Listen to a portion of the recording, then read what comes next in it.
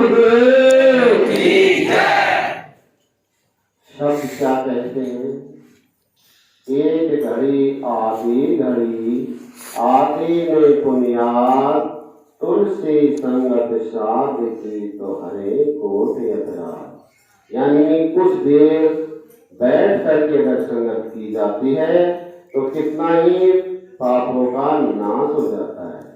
नाश कैसे होता है, संगत कैसे की जाती है कि संगत के अंदर कुछ शब्द उच्चारण किए जाते हैं, जैसे महिमा के शब्द, जिन शब्दों से मनुष्य के लिए विश्वास दृढ़ किया जाता है।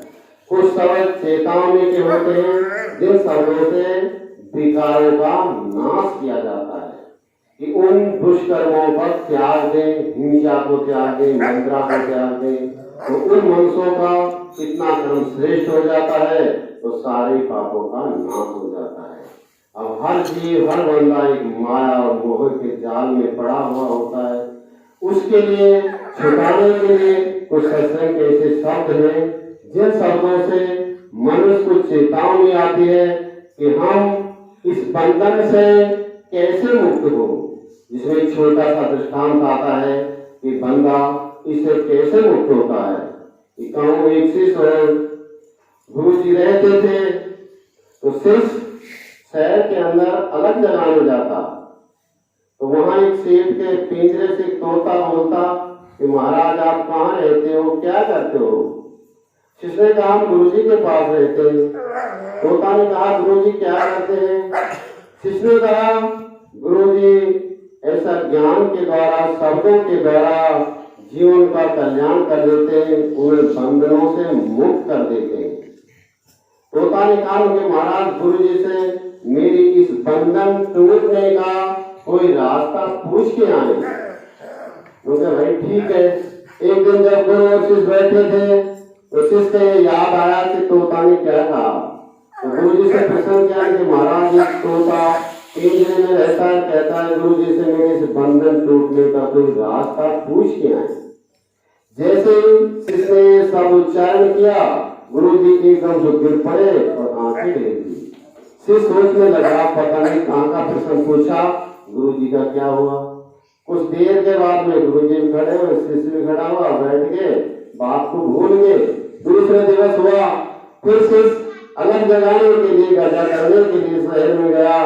तो फिर तोता ने पूछा कि महाराज गुरु जी से मेरा इस बंधन तोड़ने का कोई रास्ता पूछा।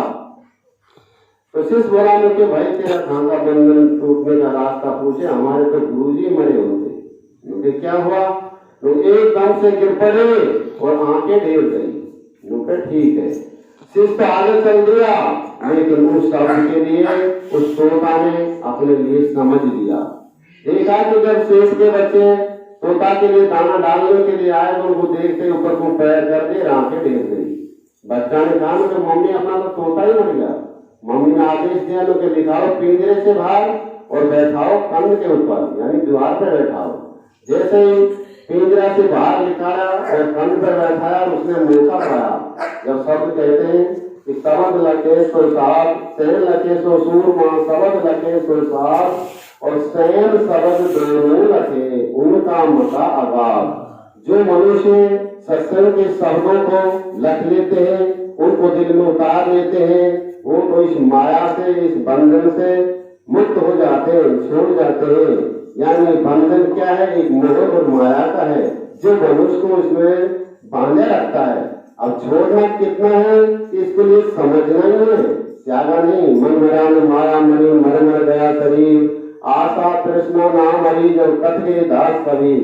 ये मरता कुछ नहीं है, न किसी का मरा है। इसको सिर्फ समझा है संतों ने कि समझ करके जैसे घोड़े के ऊपर अश्वार होते हैं तो घोड़ा उसकी कवर में हो जाता है, उसको कहता है जैसे ही चलता है। ऐसे ये मन जब तक इसको समझ में आती, जब तक ये भागता रहता है। जब समझ में आ जाती है तो जैसे ही सवार उसको ले जाता है उधर कोई चलता है। ऐसे ही मनुष्य के लिए, अपना जीवन के लिए, उद्धार करने के लिए, सुधार करने के लिए उन विकारों को त्याग दें जो दुष्कर्म है, हिंसा है, मद्राएं है, झूठ है, तूफान है, बेईमानी है। ये सत्संग का धर्म है। लेकिन मनुष्य को कितना ही जीवन बीत जाता है सत्संग करते हुए, सुनते हुए, कराते हुए, लेकिन दुष्कर्मों का त्याग नहीं करता। अगर दुष्कर्मों का त्याग नहीं करता तो उन्हें दूसरे फलों की प्राप्ति नहीं होती। कुछ धर्म पुण्य करते हैं उसका उद्देश्य तो उनको मिलता ही है, लेकिन नहीं, जब श्रेष्ठ बनना है, ज्ञान की उन्हें प्राप्ति करनी है तो शब्दों का ध्यान रखना है। इसीलिए सत्संग किया जाता है। सत्संग की परिभाषा क्या है कि सत्य को ग्रहण करो और मिथ्या का त्याग करो। जब तक के मान्य मिथ्या का त्याग नहीं करता तब तक वो बात नहीं बनता। कितने शब्द गाए जाते हैं, कितने सुने जाते हैं, लेकिन कौन सा शब्द, कौन सी बात, कौन सा मनुष्य के समझ आ जाता है। जिसमें छोटा सा शब्द है, दादू साहब और उनके शिष्य रहा करते रज्जब साहब। तो एक दिन रज्जब साहब की शादी आई, तो शादी में राजा मोड़ भांग करके शादी करते, राजस्थानी भाषा है जो सिर के ऊपर सेरा लगाते। तो उसको भांग के जब चला तो सोचा गुरुजी के लिए प्रणाम करूं। जैसे दादू साहब के लिए प्रणाम किया तो दादू साहब ने कहा कि रज्जब से गज्जब किया, सिर के भांगा मोड़, तो आया था हरि भजन को तेरे करी नरक की ठोर। हे बंदा, तू तो गुरु के गुणगान करने के लिए है, लेकिन तेने दो जग का काम कर लिया। लेकिन रज्जब साहब को ये शब्द सुनते उन्होंने इसी शब्द का उत्तर दिया कि दादू सा सतगुरु मिला और रज्जब सा जान, एक शब्द के कारण में भाई मिट गई खेचा तान। उसी वक्त मोड़ उतार के फेंक दिए और फकीर बन गए। तो शब्द कितने गाए जाते हैं, उन शब्दों में हमको क्या करना है कि जो हमारी समझ में आ जाए।